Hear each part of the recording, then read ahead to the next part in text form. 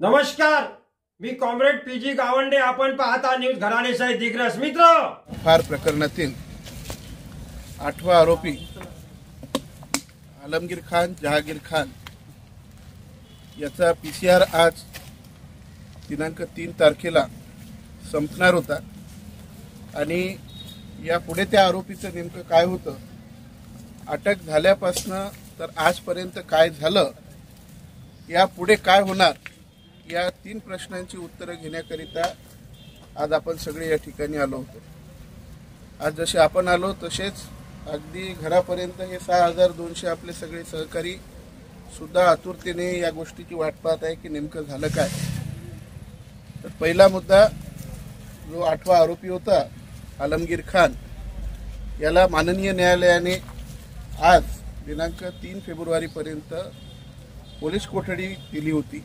त्या पोलीस कोठडीमध्ये तपास पूर्ण झाला असल्याने आपले माननीय तपास अधिकारी यांच्या अहवालानुसार व त्यांच्याच विनंतीनुसार आज आरोपीला मॅजिस्ट्रेट कस्टडी न्यायालयीन कोठडीमध्ये दिनांक 15 फेब्रुवारीपर्यंत पाठवण्यात आलेला आहे.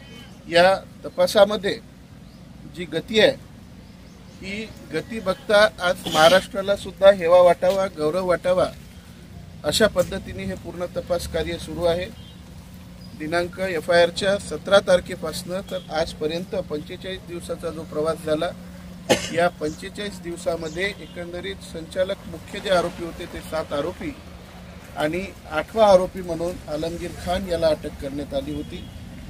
याही पुढे एकूण 44 कोटीपैकी 1 रुपया जरी ज्याच्याकडे असेल आणि तो 1 रुपया सुद्धा देण्यासाठी कोणी समर्थता दर्शवित नसणार किंवा पोलीस प्रशासनास तो आपल्या हक्काचा कष्टाचा रुपया परत करण्यात कोणी हैगई जर करत असेल तर 6200 कुटुंबियांच्या वतीने या ठिकाणी महाराष्ट्र शासनाला, महाराष्ट्राचे सन्माननीय मुख्यमंत्री साहेबांना आणि आपल्या जिल्ह्याचे माननीय पोलीस अधीक्षक साहेबांना, तद्वतच जे आपले तपास अधिकारी आहेत आदरणीय श्री वैदाने साहेब, यांना सुद्धा 6200 कुटुंबियांची विनंती आहे की जो देत असेल, एकंदरीत 6200 कुटुंबियांचे हे 44 कोटी आहेत, जेही व्यक्ती देत असेल पैसे, त्या सन्माननीय व्यक्तींचा आम्ही 6200 कुटुंबीय याच माननीय न्यायालयाच्या प्रांगणात सत्कार करू. पण जो आमच्या हक्काचे कष्टाचे पैसे देण्यास दिरंगाई करेल त्याला मात्र आपण वेळेचं भान ठेवून थेट आरोपी करावं, अशी आमची सर्वांची इच्छा आहे.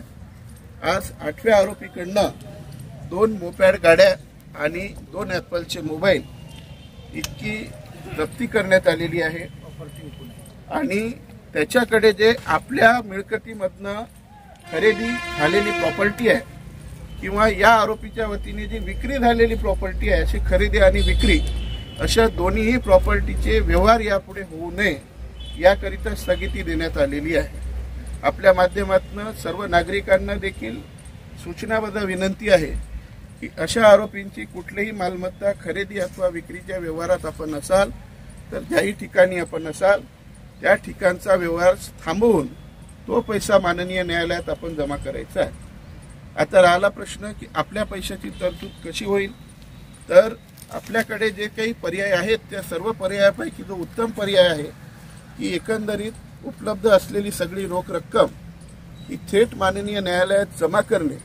माननीय न्यायालयाचं ठराविक खातं सुद्धा आहे जे अधीक्षक, सन्माननीय अधीक्षक साहेबांच्या नावे असतं.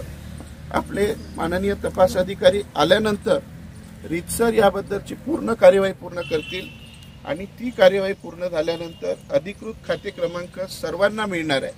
त्या सर्वांमध्ये ज्यांच्याकडे लोन आहेत ते कुठल्याही स्वरूपाचे असो, तारण स्वरूपाचे असो, व्यावसायिक लोन असो, गोल्ड लोन असो, कुठल्याही पद्धतीचे लोन असो, आपल्या सर्वांना विनंती आहे की ती सर्व लोन आपण कमीत कमी वेळेत माननीय न्यायालयात भरणा करायचा आहे. लोन भरण्यात जरी आपण दिरंगाई केली किंवा कुठला आणखीन काही कारण शोधत बसलात तर निश्चितपणे आपणास सुद्धा दुर्दैवाने आरोपी होण्याची वेळ येईल आणि त्याचं पातक आमच्या सर्व खातेदारांवर लागेल, ती आमची इच्छा नाही आहे. म्हणून आपण सुद्धा स्वयंप्रेरणेनं आपल्याकडे असणारं कर्ज या 6200 कुटुंबियांच्या हिताकरिता त्वरित भरणा करावी अशी विनंती सर्वांच्या वतीने करतो. यापुढे काही गोष्टी गोपनीय ठेवलेल्या बऱ्या राहतील. आजचा जो आपल्या सर्वांना बोलवण्याचा उद्देश होता तो येत्या काही दिवसात सफल झाल्याचा आपल्याला सर्वांना याची डोळा पाहायला मिळेल.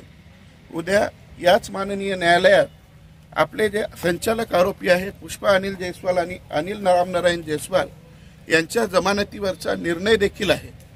निर्णय हा असा त्वरित होत नसतो. याकरिता आपल्या सर्वांची उपस्थिती सुद्धा अनिवार्य होती. आज आपण सगळे या ठिकाणी आलात. उद्याला आपल्या सर्वांच्या हिताकरिताच तो निर्णय होणार आहे.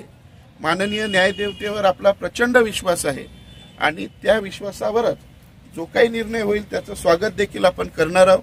निश्चितपणे आपल्या सर्वांच्या हिताचा तो निर्णय असणार आहे आणि त्या प्रतीक्षेत जे दारवेकर मंडळी आहेत यांना सुद्धा विनंती आहे की उद्याला आपण माननीय न्यायालयात 3 वाजता आवर्जून उपस्थित राहावं आणि जो काही निर्णय येईल तो निर्णय सर्व ग्रुपवरती कळवावा.